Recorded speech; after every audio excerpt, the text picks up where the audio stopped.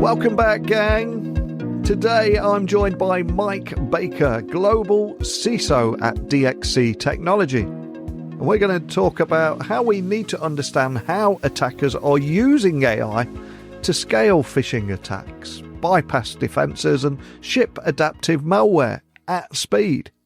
But Mike is an optimist. He is a solutions, not problems kind of guy, and he's going to share practical ways to get ahead of the curve.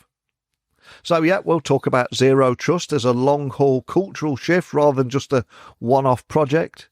How DXC has built its SOC around AI to handle volume and velocity without burning out a team. And he'll also talk about DXC's partnership with 7AI, bringing agentic automation into managed security operations.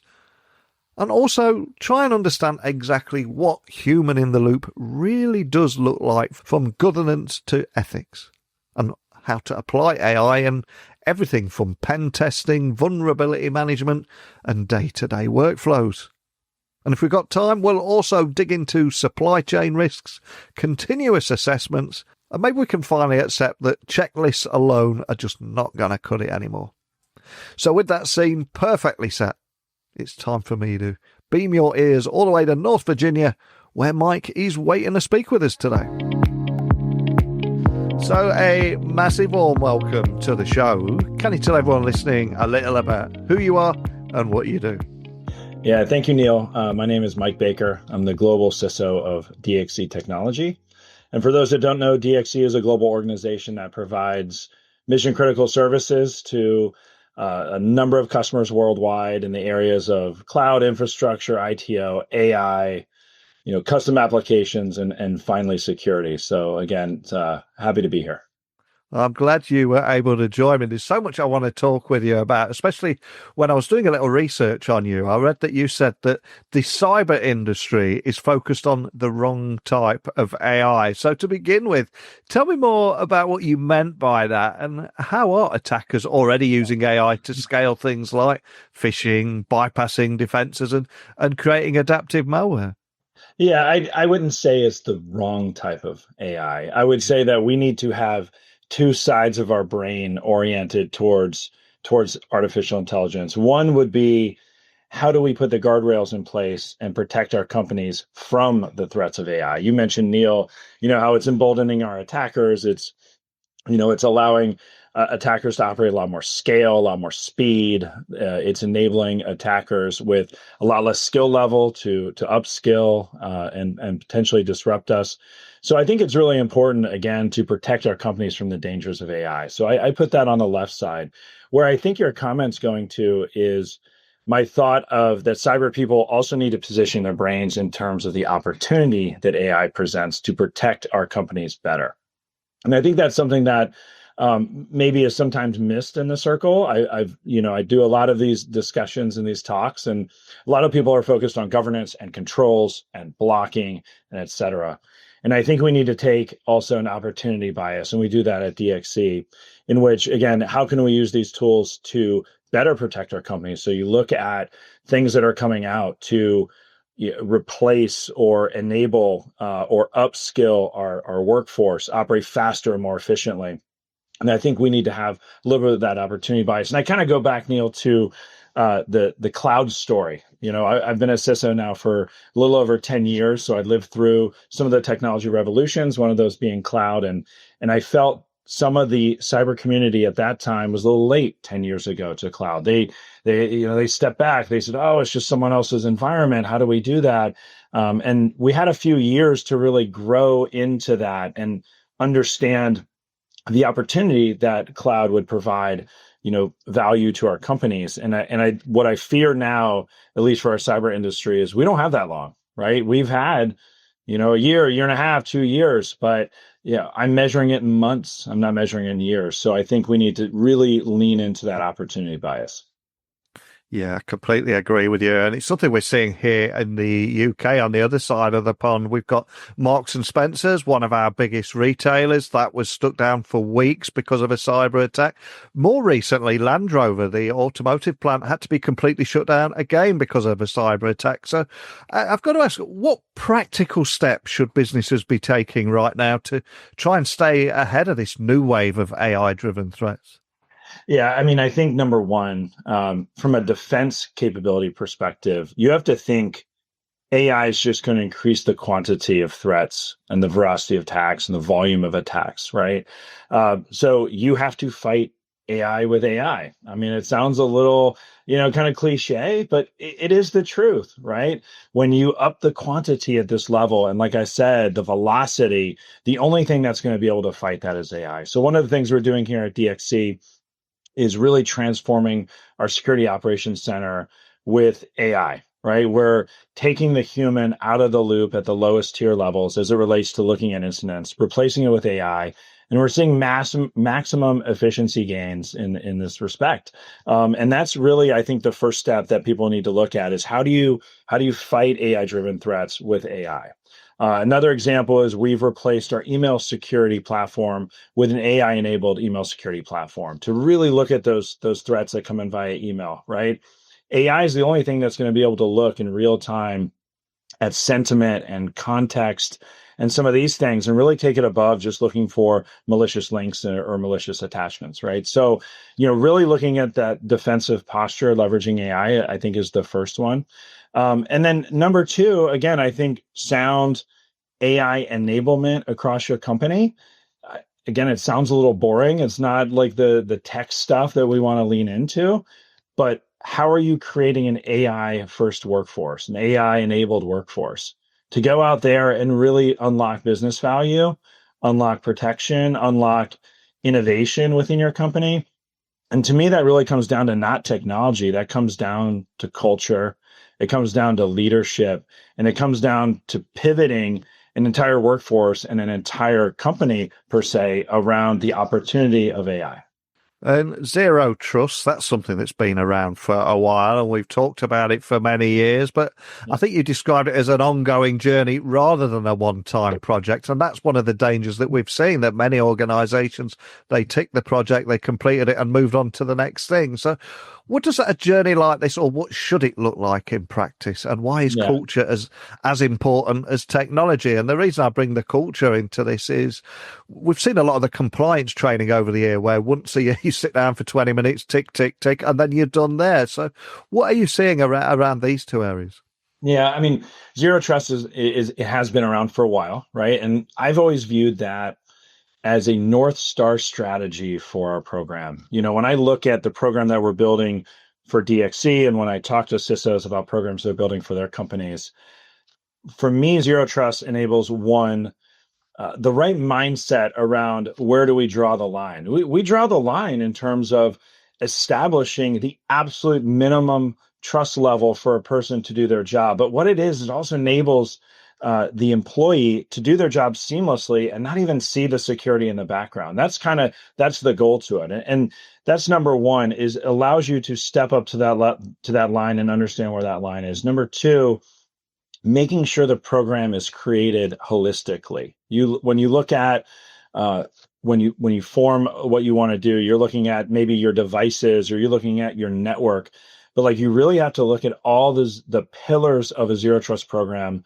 together, right? You look at the network, you look at data, you look at device, you look at identity, you look at analytics and orchestration. And you really choose across that menu how you're going to up the maturity year over year. And you mentioned it's a journey. Everything's a journey, right? I wouldn't even say it's a marathon. It's an ultra marathon, not a sprint. But to me, it's been a really invaluable tool, not just to me, but to my peers in the industry, to really be that North Star of where we're going to take the maturity of the program. And there's great resources out there. Here, the US government has great maturity models. A lot of different companies can tell you kind of where you are on that journey. But to me, I think it's just a sound way to structure a program, make sure it's complete across the entire environment, and really unlock the value. And I think biggest thing there is we talked about AI, and I don't want to loop everything into AI, but Neil, I'm going to loop a couple things back to AI. Now we have the opportunity to empower zero trust with AI, which is spectacular. So you look at an example of, say, identity. Identity is a really hard problem at every company. DXC has 130,000 employees globally. It's a very hard challenge to keep up. How do you bring a person in? How do you ensure they only have access to what they need to perform their job? How do you make sure they depart when they depart the company and their identity is deprecated? That's a really hard challenge. But when you layer AI on top of that, the possibilities are endless. The intelligence around what Mike Baker can access, what he should access, what he seems to be able to access, to be able to bring that to bear to, intelligence identity professionals, that's an amazing tool. When you think about, an interesting thing that we've always done, which is user access reviews. One of my favorite processes. I used to be an auditor back in the day, so it's really fun to me. User access reviews are a really amazing tool to make sure a user only has access and you get a human to validate it. Do we really need to do that in the era of AI, or at least do it at the level that we've been doing it? Because I bet if you pulled, 100 people off a company and they say, hey, how much attention did you pay that user access review? They'd probably say, oh, yeah, a little bit. But with AI, we have the ability to actually accomplish that, which I think is amazing. So when you think about zero trust empowered by AI, user access reviews as an example there, amazing. And you think of even, the productivity gains that you'd get by ripping that time away from someone doing a user access review, enabling that with AI, putting human in the loop when you need to put it in, and right there you have time saved and you have a ton of value. So it's been exciting. It's been a great journey, and like I said, it's something we're helping a lot of companies do right now. And before you sat down with me today, I was doing a little research, and I also read that DXC has recently partnered with 7AI to bring agentic AI into the managed security operations. So how does that integration work, and what impact are you seeing it having on reducing some of the manual bottlenecks we're talking about here? An AI strategy, I think we have to take a step back, Neil, and say, if you're a CISO, kind of anyone at a company, but just talking to my cyber colleagues out there, my question to you would be, what is your AI strategy? Not just protecting from an AI, enabling with AI. And that's what we talked about a little bit in the beginning, having that dual focus. And when I think about what that strategy is, I look at processes that we had. We just mentioned the user access review, where human hours are high, value per hour is kind of low.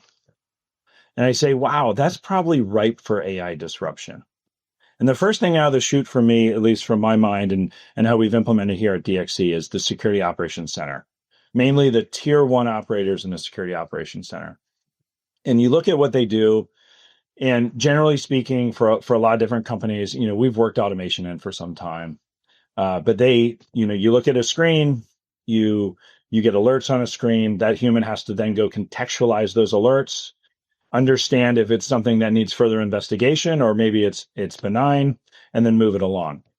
And so I look at that and I say, this is just right for AI disruption. So we found an amazing partner named 7AI, as you mentioned, to come in and completely replace that tier function within our Security Operations Center with AI-driven intelligence. And it's been wildly successful thus far. We're still in the process of implementing and growing and developing with them.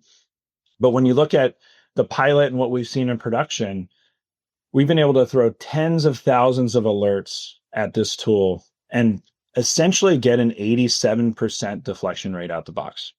So you just think of the time saved, right? When you just say 50,000 alerts and you get 87% deflection rate, you have 13% go to humans. And as we've been able to tune the models more and more, link in more, data stores, API and different capabilities, we've been able to get that down, 5%, right? So 5% goes to humans, 95% deflection rate. And that's exactly the sort of outcome I was looking for. Because what does that mean? We're faster, we're more efficient as we review those tickets. And I think even most importantly, we can take those humans that were in those tier one seats, upskill them, and provide them better opportunities, greater opportunities. I would rather have a threat hunter than a tier one SOC operator. I would rather have a pen tester than a tier one SOC operator. So for me, it's a win-win-win all around, right? We're more efficient, right? We're faster, we're more complete in our analysis, and we're doing the best thing as it relates to upskilling, our very valuable human man hours. And as we record this conversation today, we're rapidly approaching 3 years since OpenAI dropped ChatGPT. We are ready. Yeah, it's crazy, isn't it? And very quickly, everyone kind of got distracted by the shiny new technology, and companies rushed into AI adoption without thinking about governance or safety. But of course, 3 years on, that's all we're thinking about. So tell me a little bit more about why you believe this human in the loop approach is the right way forward, especially in areas like trust and ethics. It's quite a can of worms, isn't it? Yeah, I mean, human in the loop is interesting for me because I think it's where you put that in, right? Yeah. And generally speaking, what we've done here at DXC is we have provided an AI enablement environment with the proper guardrails and the proper protections and the proper standards in place, to do it responsibly, to execute these capabilities responsibly. But in the end, we want AI to enable the business. In order for AI to enable the business, we have to move with velocity. To move with velocity, we need to enable our workforce. So really what we've done here and what again, talking in different CISO circles is, what do you need to do to document the guardrails, to train an AI-ready workforce, an AI kind of mindset workforce? Are you putting in the right capabilities in place to monitor those guardrails around AI? And finally, are you communicating effectively what that looks like? We're a technology company, right? We're filled with technology professionals. So we want them out there experimenting and demoing and doing those sorts of things and understanding the value that this could unlock for our customers.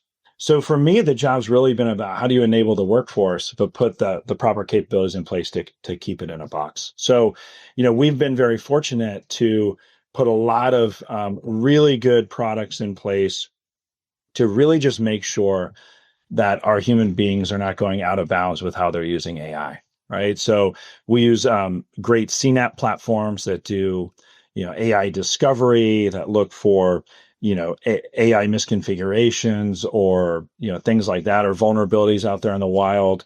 We have a great data loss prevention program that's looking at prompt monitoring and, things like that to make sure that we keep it, within the guardrails, but we're able to foster and enable the innovation that we require. So that's how we do it here. And it's been very successful so far.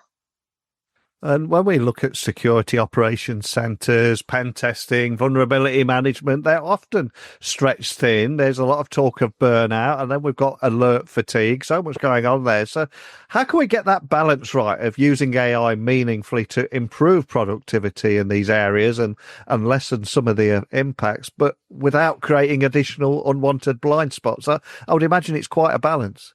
Well, I'll tell you, Neil, I bet maybe 2 or 3 years ago, you were talking about the talent gap in the cyber industry a lot. Yeah. Now you just have to talk about AI all the time. This is the moment. 3 or 4 years ago, I said that we didn't have a talent gap.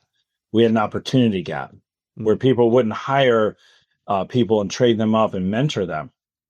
Now we have an amazing opportunity. I mentioned the SOC example, right? To take the human and upskill them to higher value tasks and let the AI take some of those other lower value tasks. And you had mentioned vulnerability management. When I look at my strategy, we had a whole discussion on SOC was like first out of the gate where you see the value of AI being unlocked as it relates to protecting DXC or a company better. I kind of look at those other, different processes where they're human intensive. The value again per hour is slightly lower on a per hour basis. And what I really think there is going to be, you had mentioned it, vulnerability management, ripe for disruption. All right.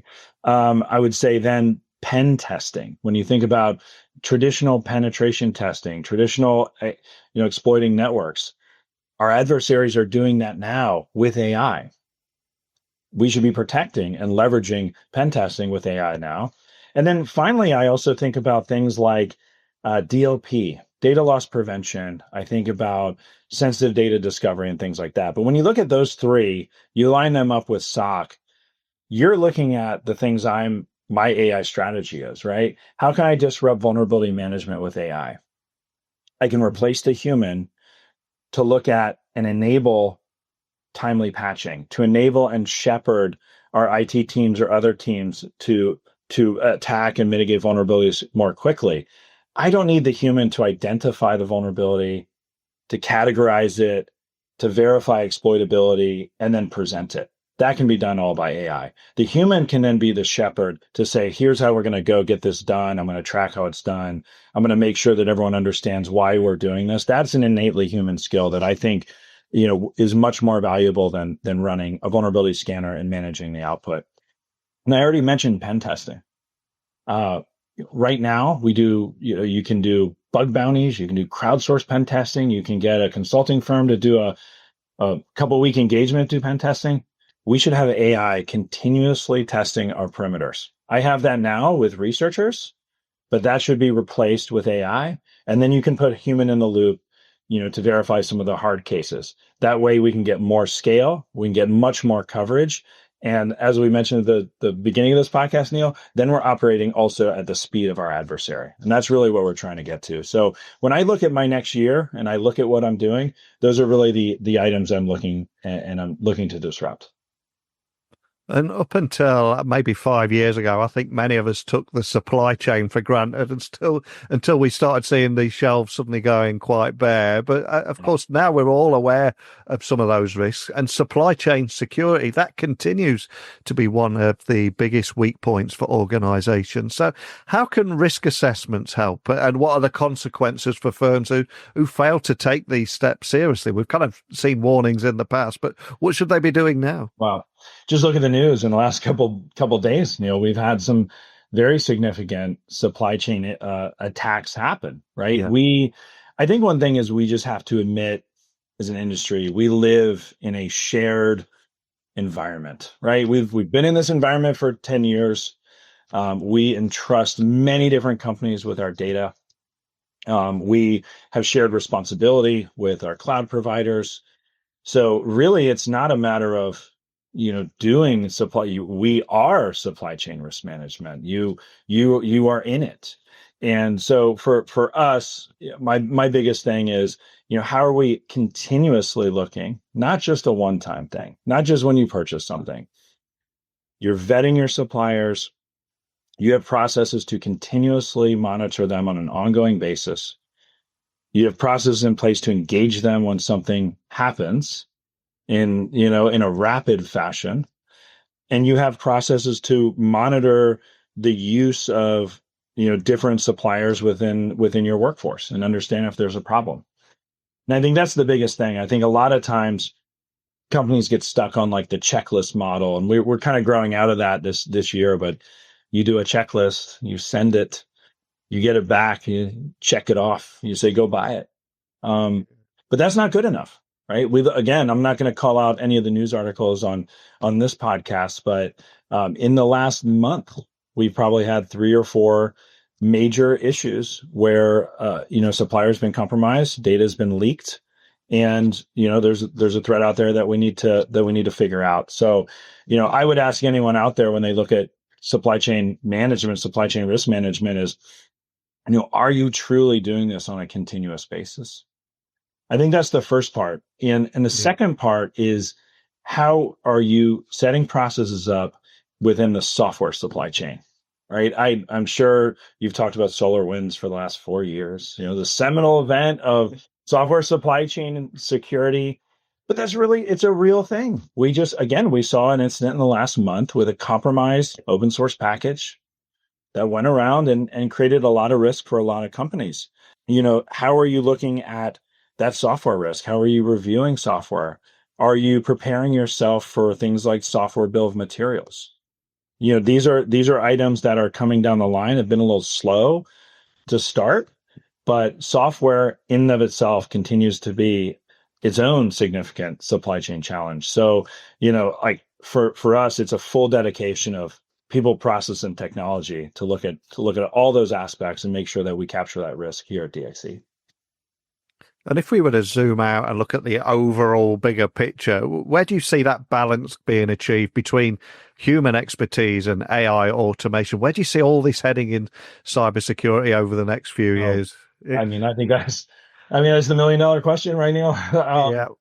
Yeah. I saw a pretty disturbing graphic the other day where it showed job openings going down and GDP or S&P 500 here in the US going up, and it matched right to ChatGPT's release. I am an eternal optimist. I think we've talked about that here on this podcast. I don't look at AI as replacing a human. I look at AI as upskilling the human, making that human man hour that much more valuable, right? And I think we've seen this over time in every major industrial or technological revolution where the human actually becomes much more valuable. So I tend to bias on that side and say, what is the productivity that can be unlocked in the next 5 years related to AI? And in that, I kind of rest assured and again sit in an optimistic seat and say, I think the best is yet to come. And I think that is a powerful and optimistic note to end on. But before we'll leave on a happy note. But before I do let you go, anyone listening, they want to dig a little bit deeper on a lot of the things we talked about today. DXC is a huge website, of course. Anywhere in particular you'd like to point people that want to find out more? Yeah, I mean, you can write me directly on LinkedIn. You can go to dxc.com, and we're happy to engage in more of this conversation. Well, I'll add links to both there just to make that easy for people to find you. And I think the big message here is instead of solely using AI just to stop bad actors, we need to think bigger and understand how cybercriminals are leveraging it to increase the intensity of their attacks, from phishing, bypassing defenses and deploying adaptive malware. That's just some of my takeaways having listened to you today. I'd love to for people listening to write in, let me know what they think. But more than anything, thank you for starting this conversation today. Absolutely. And being able to leave it on an optimistic note, which is I try to. And again, thank you so much, Neil, for the opportunity to talk today. It's an exciting time. And it's an exciting time to be in technology. It's an exciting time to be in business, and an exciting time to be in cyber. So I'm just, I thank you for having me on today. So what stood out to you from Mike's playbook today? For me, I think the tension is clear, isn't it? You need AI to match the speed of attacks, yet you also need human judgment to keep systems safe, fair, and accountable. And zero trust helps to set those guardrails, but culture, education, and consistency all decide whether it will work outside of a slide deck. So remember, if you want to learn more, visit dxc.com or connect with Mike on LinkedIn. But now, over to you. Where are you going to be drawing the line between automation and oversight in your security program? And what is it that would convince you that your SOC is truly ready for AI scale threats? Share your thoughts and experiences with me. Go to techtalksnetwork.com. You can leave me an audio message there. LinkedIn, X, Instagram, just at Neil C. Hughes. So a huge thank you to Mike, an incredibly cool guest, an all-round nice guy. There's so much doom and gloom in our news feeds right now. Being able to finish a cybersecurity episode on an optimistic note is much harder than it looks. So kudos to you, Mike. Kudos to every one of you for listening right to the end of this episode. And hopefully you'll join me again tomorrow. We'll do it all again with somebody else and a different industry and a different topic. Speak with you all then. Bye for now.